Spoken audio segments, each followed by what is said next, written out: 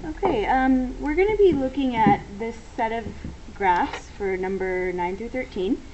First is to write an equation for each function. So function f is this graph here. This is a square root. And the equation for a square root is ax minus h square rooted plus k. So the hk in this case is 1, 1.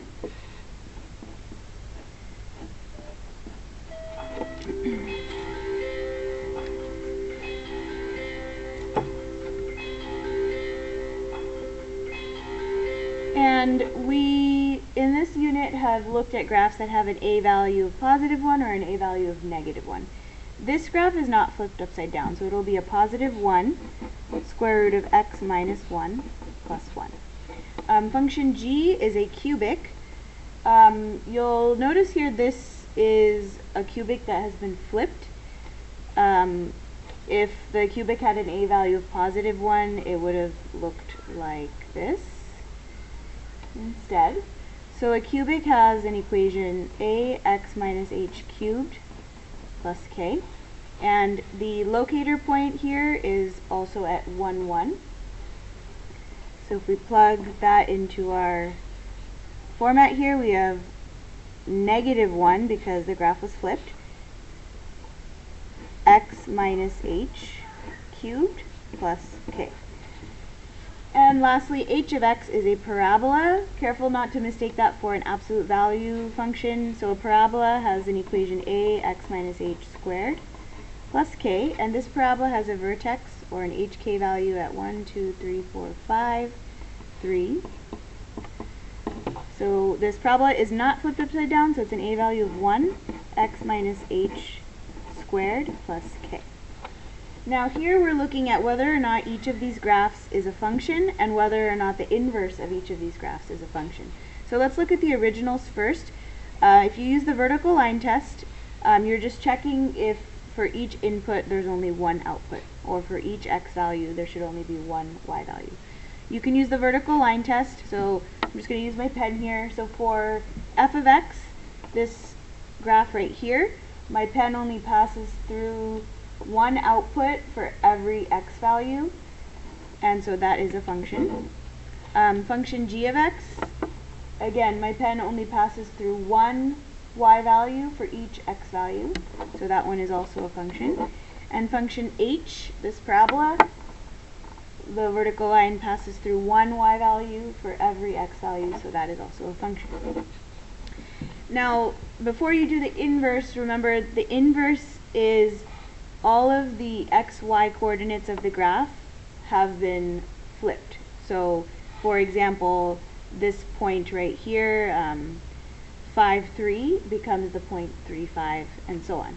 So you can spend the time and graph the inverse. You can also graph the inverse by just reflecting the graph across the line y equals x. But a shortcut, which I like to use, is since you know that the x and the y's are being switched, if you just rotate your paper by 90 degrees, then the y-axis becomes the x-axis, the x-axis becomes the y-axis, and then you just do the vertical line test from this orientation.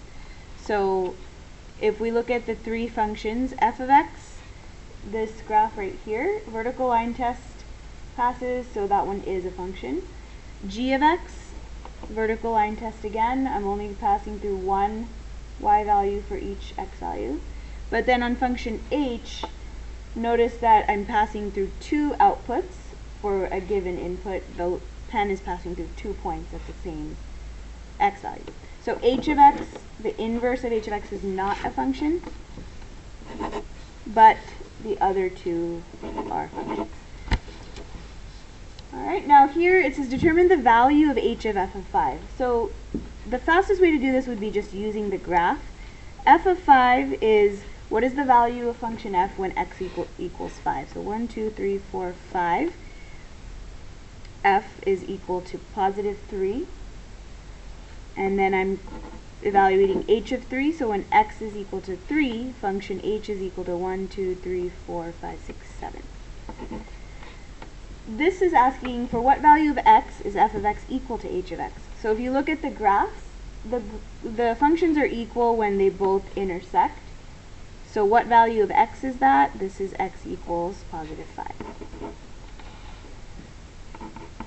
Alright, the last question about these graphs is if the transformation of f of x is defined as f of x minus 2, describe the direction the transformation will shift the graph.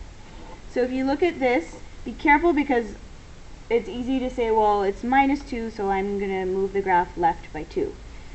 But if you look at the equation for f of x, and you subtract 2 from there, then it ends up being square root of x minus 3 plus 1. The 2 is only being subtracted from the x, not from the k value.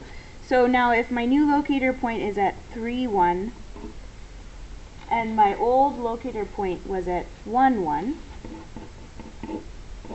then I'm actually shifting the graph right by 2, not left by 2.